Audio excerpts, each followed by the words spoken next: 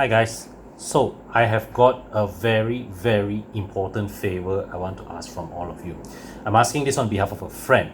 So if anybody, any of you guys, you have got a Lexus IS, the IS 250, the one with the V6, maybe 2012 and before, if you've got a Lexus IS 250 for sale, drop me a line in the comment section below. Okay, I got friend looking for this car, want to buy.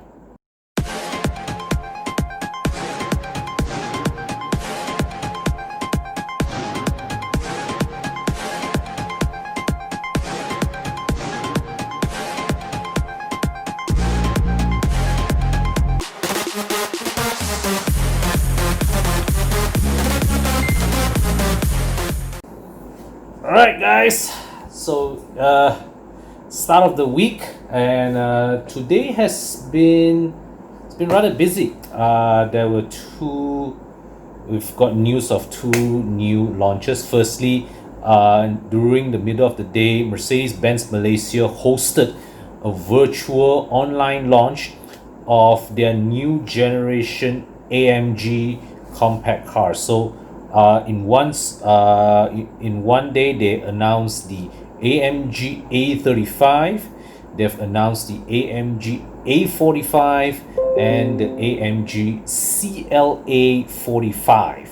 Okay, so let's run through a bit on what's on offer with these cars. So firstly, the A35. So this is the A35 comes with a 2-liter turbo engine tuned to produce 306 horsepower, 400 newton meters of torque.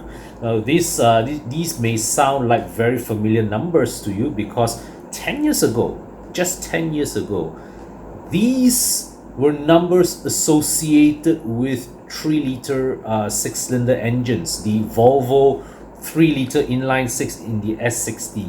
Of course, BMW's N55 3-liter inline 6 engine in the 535. So now, with two fewer cylinders, Mercedes is pumping out the same amount of power from a 2-liter engine. Okay, so that is this engine is mated with all-wheel drive and a 7-speed dual clutch transmission. So you've got plenty of traction to go with all that power. And the price of one of these, okay, this is where you guys may need to brace yourselves a bit. It's 380,000 ringgit. Not cheap, because the previous generation A45, which had 381 horsepower, that one was priced at just 349,000 ringgit. So 380,000 ringgit now for 80 horses less. Yep, that's 75 horses less.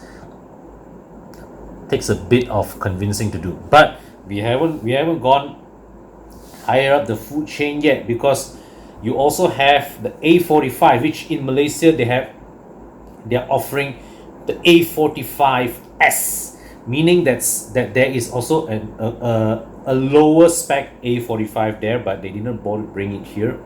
All the better, perhaps. So what we have here is the A45S, also with a 2-liter turbo engine, but this one makes 421 horsepower, 500 newton meters of torque. Absolutely insane numbers. Once again, it's also all-wheel drive, just like the previous A45, but the transmission here is an 8-speed dual clutch unit, which I believe it is a Mercedes in-house unit. I've said this a few times before. Mercedes is one of few car manufacturers out there that still retain in-house capability, in-house transmission building capabilities. So you see, like the likes of BMW outsources their transmissions to ZF, Volvo outsources to aurizn. Mercedes utilizes in-house transmissions. The only exception would be the 1.3-liter engine in the A200, because that is because that engine is a Renault Nissan unit, so the whole engine and transmission combo came in one set from Renault Nissan. Otherwise, if it is an in-house Mercedes engine, it is always paired with an in-house Mercedes gearbox. Now, the performance of the new A45 S4matic Plus, absolutely staggering numbers: 0 to 100 kilometers per hour, 3.9 seconds. Okay, think about that, 3.9 seconds. This hatchback, this 2-liter 4-cylinder hatchback, accelerates from 0 to 100 kilometers per hour just half a second behind a Ferrari GTC4 Lusso. Think about that. That is utterly insane performance, and you have an utterly insane price tag to go with it. 460,000 ringgit, which is what? It's more than 100k jump from the predecessor. Wow. Yep. Then you have the CLA 45S. That is that runs basically the same hardware underneath. Okay, same 2-liter engine, 8-speed transmission, all-wheel drive. This one takes an extra 0.1 second to reach 100 kilometers per hour, but it's still fast, 4 seconds flat.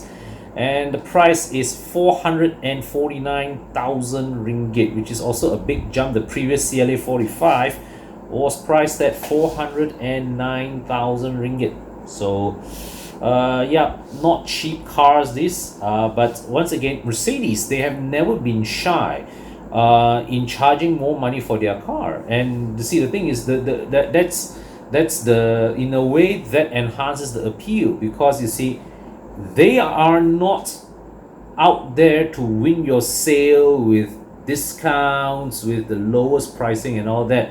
They are telling you that, you know, we are Mercedes-Benz. This is where I'm going to price my car. If you like it, you buy it. If you cannot afford it, buy something else. Okay, so and oh yeah, of course, when it comes to Mercedes cars, there's always that question: do these cars come with advanced driver assist features? And I looked through the spec sheet. It mentions active brake assist, which I checked. That is Mercedes terminology for autonomous braking system. It was mentioned in the A45, it was mentioned in the A35, but curiously, it was not stated for the CLA 45. But I don't see why this would be included in the A35 but not the CLA 45. So there you have it. These AMG, these baby AMGs come with full Mercedes, auto braking, advanced driver assist features. Okay. Yeah. So next up, on the other end of the spectrum, so from Mercedes, we have this bunch of little compact cars, highly charged 2-liter turbo engines. Now we from Lexus, we were introduced to something with on the opposite end of the spectrum, big V8, pushing out 470 horsepower, good for 4.4 seconds from 0 to 100 kilometers per hour. We are talking about the LC 500, the new updated LC 500. Comes with a few improvements. The most noteworthy one actually is that they have actually made some changes to the chassis. They have lightened the wheels. They have lightened some suspension parts, and all around it contributed to a 10 kilogram reduction in the car's unsprung weight. And even if you take a reduction of 2.5 kilograms at each wheel, that is still significant reduction. Okay, so we would expect that this would contribute to sharper handling, better ride quality of the updated LC 500. They've also added rear performance dampers. They also tweaked the steering to have now it has variable gear ratios and also rear wheel steering. And you also get the full suite of Lexus Safety Sense Plus, which means also you get auto braking, you get lane keep assist, lane departure warning, and all these things bundled into the thing. Now the price tag, this is going to be a scary bit. When Lexus first launched the LC 500 here, that time it was priced at 940,000 ringgit. I looked at the car at that time, I was like, wow, that is a fantastic bargain for what is on offer. That we all know about Lexus quality, the craftsmanship. We know that this 5-liter V8 is not the fastest in its class, but the fact that it's a V8, okay, a very nice characterful V8, overall a very likable car, but 940,000 ringgit, really, it's a fantastic deal. Now the price has gone up tremendously. It's now priced at 1.25 million ringgit. Yeah.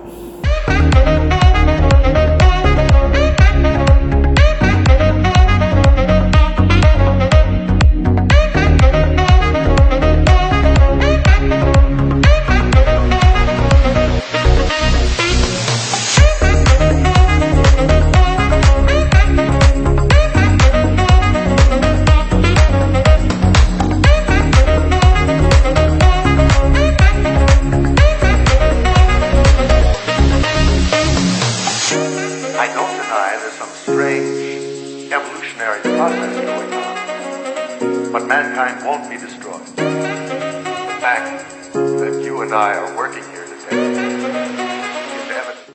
Okay, so a bit of other news updates from other car manufacturers. We've got a message from Volkswagen. So now in view of COVID-19 or social distancing, right?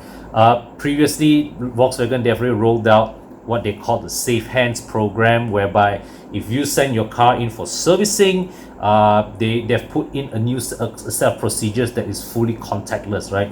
Drop off your car, and the whole walk around process, where previously you would have walked around with the technician to show you all the flaws and all the things of the car that needs to be checked. All this would have been done by video conferencing, and the car collection process will also be contactless between you and the personnel. There was some reader feedback that told us that some dealerships were even offering pickup services. They would send a tow truck to collect your car, and then after that they will send the car back to you guys. So now they have leveled up. They are also including contactless new car delivery service. Basically, if you're waiting for a brand new Volkswagen, if your car is ready for delivery, they'll load the car on a flatbed, cover it, and the car will be trailered to your house or wherever location that's convenient for you, okay, and hand it to you remotely. So that's a very good initiative. The press release mentioned that the service would be free within a 20-kilometer radius from the dealership. So I assume further you go, some charges would apply. But then again, look at it this way: if you have gotten a family member to send you to the showroom, and if you are staying more than 20 kilometers away, you have incurred toll charges and petrol charges. If you take taxi or Grab there, lagi no need to say lah. Okay, so fair to include a bit of to top up a bit more if your delivery point is a bit further away. And just to share with you a bit of personal experience, the other day, last week, I think I mentioned to you guys, my mother's CX-5, okay, was due for servicing. So we got Burmas to come and pick the car up from her house, from my mother's house. Okay, so this is a service that Burmas is offering to customers residing within a 10-kilometer radius from the service center. So what you have to do, you have to call the service center ahead and make a service appointment. You will have to specifically request for it, of course. Okay, you have to request for it. So they will come, pick your car up, and once done, they'll bring the car back to you. You pay by credit. Once they deliver the car back to you, the personnel will have a credit card machine waiting for you to swipe and all that. So my mother's CX-5 is relatively new, so it still has free service. Okay, the delivery also was free, but they did offer alignment and balancing service at a rather high price, rather. Okay, 90 ringgit, but overall it's not a figure that I'll complain, because if you look at it in totality, okay, yes, even though on paper they're charging 90 bucks for alignment and balancing, right? I'm still all right with that, because if you think of it, right, the whole experience already service, no need to pay. Okay, somebody come and pick up the car from your doorstep and send the car back to you, no need to pay.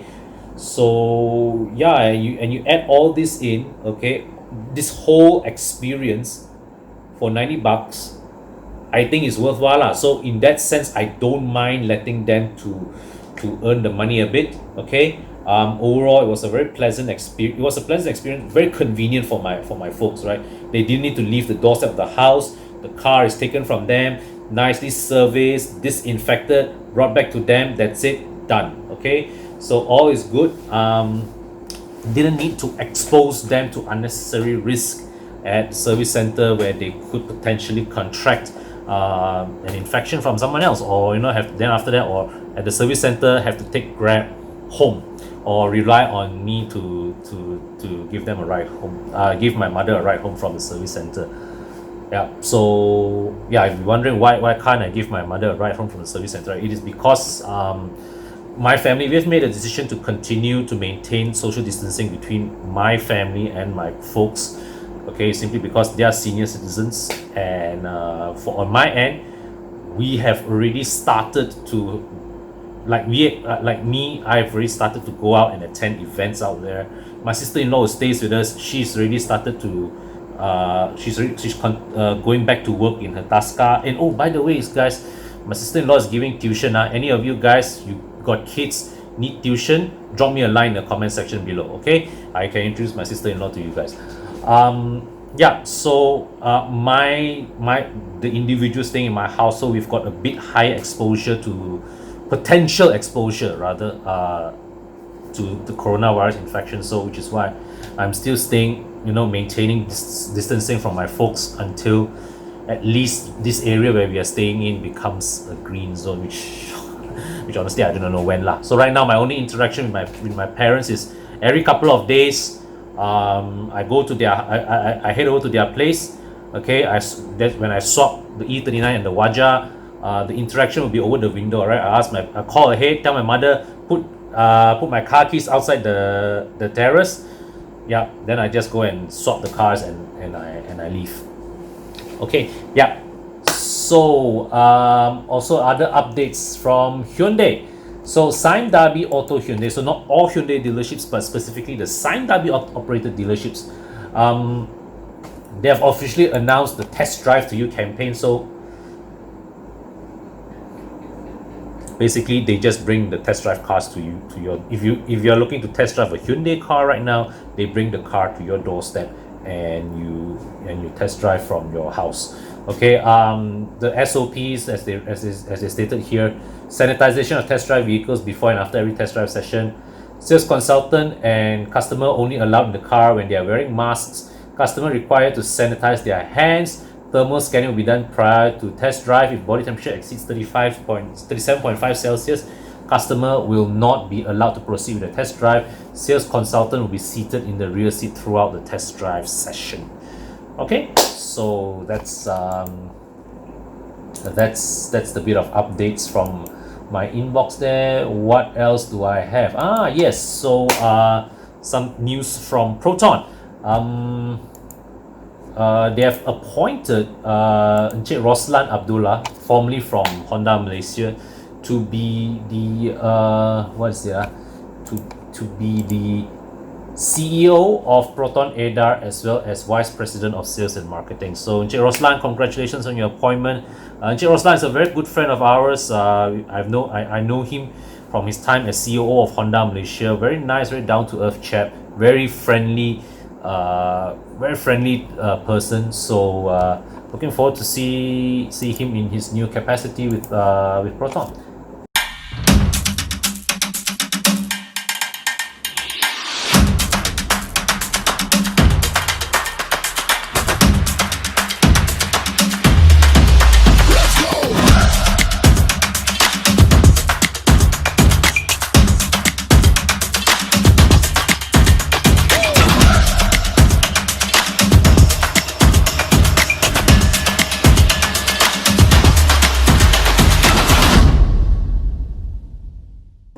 Right, so that's all the updates I have for today. Let me just run through the comments to see if there's anything interesting.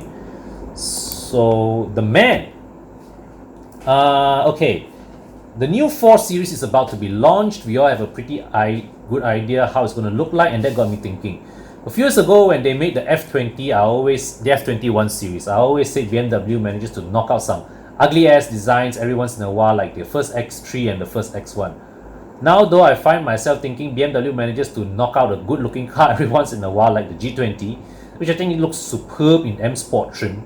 The 2 Series Coupe and current 4 Series look great too, but they are last gen designs soon to be replaced. The 5, 8 and X5 look good, but merely good.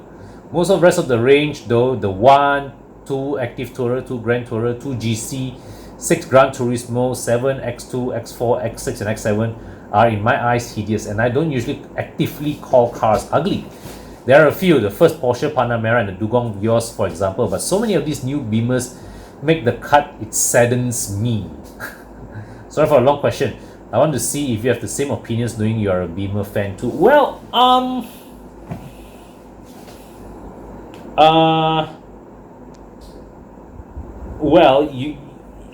design really is a subjective taste, but yeah, I do agree that the current generation of BMWs, the looks don't exactly appeal to me. I like the pre-facelift 5 Series, still coming to terms with the facelift one. But I will tell you one thing, the X7 is a car that in person surprised me. Okay, when I saw it in pictures, I thought it looks hideous, but in person, I thought that the big bulky proportions of that car and the large front grille actually works in the flesh. The 7 Series, not so much. So I think it was a good call that BMW, they maintain a modest approach in designing the 5 Series facelift, in not enlarging the grille too much. The G20, the G20 is a handsome car, but actually I think even the non-M Sport car looks good. But it's just that I'm not quite sure about the rear extension of the Hofmeister King. I'm not sure if there's something they needed to do with that. I would have preferred if they didn't have to do it. I would say that the current generation of BMWs in terms of the design didn't appeal as much to me as older ones. Okay, so Sudo Nano, once again a good friend of ours, Kapil, I'm one of the few who switched back from a diesel to a petrol, from my 2.2D Santa Fe to a BMW N20. I did consider the then new F30 320D and the F10 520D, but the main reason back in the early 2010s was the poor diesel quality. The smell of diesel got to me eventually, and it was bad. Here in North America, I always use a petrol large capacity car, but in Germany, after driving the 320D and XC40 D2 there, I realized how these diesels are actually great for long drives. You don't get the joy of revving it out, but as a daily car, it's great if you do long distances and motorway driving. Specifically on the 3 Series GT, I looked at getting one to trade in an F10. Of course, the deal they were giving were great, but quality of the CKD cars were poor. I ended up passing it and just looking at another F10 or 428i Grand Coupe. The 630 GT was going through the same case as the 328 GT as well. Well-engineered car and isn't bad looking if you want the full fat G3X experience, means the G30, that platform, right? You have unfortunately to get the 630i in Malaysia, but if you don't mind the lack of some ADAS features and prefer the less complex non-S the price difference down to the G30 530i is substantial. Not to mention for your regular people, business people, they prefer the body style of a luxury sedan. Right height doesn't allow the 6GC to enjoy the presence of the A7 exudes, and that is a pity. I think you raised this point many months ago, and it got me thinking. Okay, this pseudo nano chap, you raised Kapil, you raised this point back then when I did the 6 Series GT walk around video. You raised something I didn't think about. All right, that when I reviewed the 6 GT, I was thinking, how would BMW convince a 535i GT owner or a 530d GT owner that this new 630i GT with a 2-liter engine is an upgrade from their current rise with a 3-liter engine, even though it's a newer car? Then you quite rightly pointed out that the 630i is actually an attractive upgrade if you are coming from an F10 528, all right, because the 530i would just be a lateral step. You want to make a step up, 7 Series is too big of a leap, so a 630i is just a nice step up from where your F10 is. Okay, but yeah, I would say the 6 Series Gran Turismo, controversial naming aside, I think it is a very worthwhile product to consider, definitely. All right, and when I looked at that car, I was thinking, this is such a complete package of car. All right, and it's also no longer even handicapped by the awkward looks that plague the 5 GTs. So the 6 GT is a decent car. All right, it's definitely worth considering if you are coming from an E-Class, a 5 Series, a previous, and you're looking to step up but don't want to go all the way to to an S-Class or a 7 Series. But coming to your debate on diesel versus petrol engines, I agree with your points also. Diesels are fantastic long distance cruisers because the thing is that you get to sustain high speeds using only very, very minimal RPMs. It's about, it's a very effortless kind of driving experience, and which is why I always advocate for big SUVs, for big MPVs. Diesel engines are far superior to petrols. In fact, right, if there was an option to go for a diesel engine with my S-Max, I would have taken it, but Malaysia, they never offered such a thing in Malaysia, so the 2.0 EcoBoost it is. Henry still added on, if you still own the Santa Fe, you want to pump your diesel to Euro 5, as it makes a lot of difference. Currently owning a CX-5 2.2 diesel,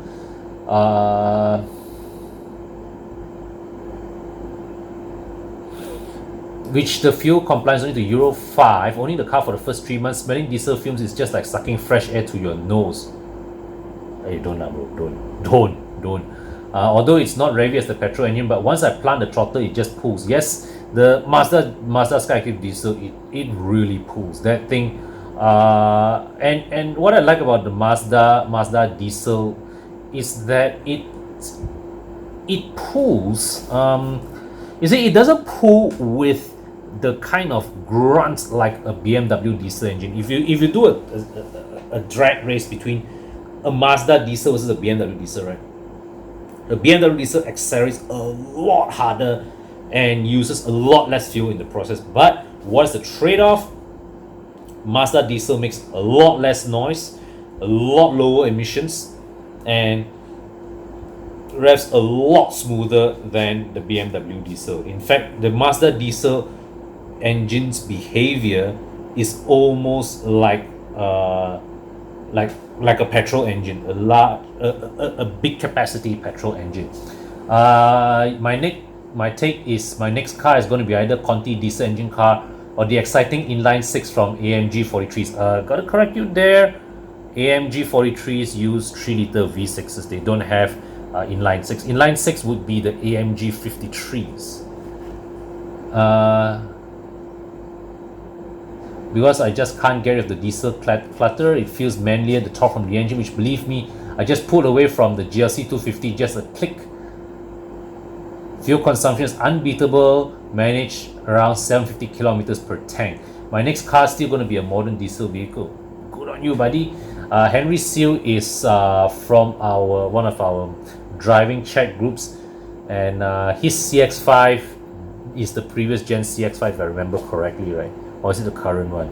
But your CX-5 2.2 diesel is the front-wheel drive model, which my advice is be careful in the wet, bro. Be careful in the wet. Okay, Car Guy 66. I have a big fuel tank, but still feel often. Hint: it's made in Solihull, England. Well, you're either driving a Land Rover or a Range Rover, so obviously the consumption will be high, low, right? Ahmad Radi, plan to get a Mini Cooper S08 around 48k to 50k for my younger sister. In your opinion, how much money should I allocate for wear and tear? The car is not eligible for GMI extended warranty anymore. Should I rather choose the more basic Mini Cooper 1.6 NA for its simpler drivetrain? Thanks in advance. Well, if you want to go for the basic, okay, let's just see. Let's just see what is the going rate of the basic Kosong Mini Cooper. Okay, Mini Cooper. The Mini Cooper, wait, 2008.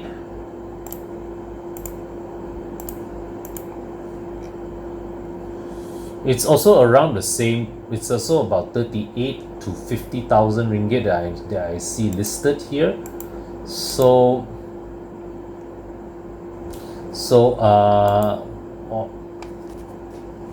I don't see why you would not want the Cooper S. Yeah, I mean honest, because you see the thing is there, right? As I always say with cars like this, and someone with the Cooper S, this is a 12-year-old car. Any potential problems with this car is already well documented. You can read it up on forums. I mean, you also know how to mention the chain tensioner failure problem. So if you buy the Cooper S, first thing you do, look at the chain tensioner, and of course address all the wear and tear problems. Check out the all the oil pump, fuel pump, water pump, the hoses. Do a full change of the fluids. Check the valve train, the ignition coils, the one-off system. Check that all these are still in order. I would say, in order to get the car into a daily drivable condition, you shouldn't need more than 8 to 10,000 ringgit. That's a very, very comfortable figure. Because I also assume you will need tires. You probably need a new set of tires for the car. So I think honestly, with cars like this, right, about 8 or 10,000 ringgit, you should have a very, very comfortable buffer, and you still have a bit enough extra to do some additional preventive maintenance. Okay, so that's all for today's video. Do stay tuned for the next one. Tomorrow's going to be another exciting day. Porsche is broadcasting the 911 Speedster launch at 8 p.m. So do watch that.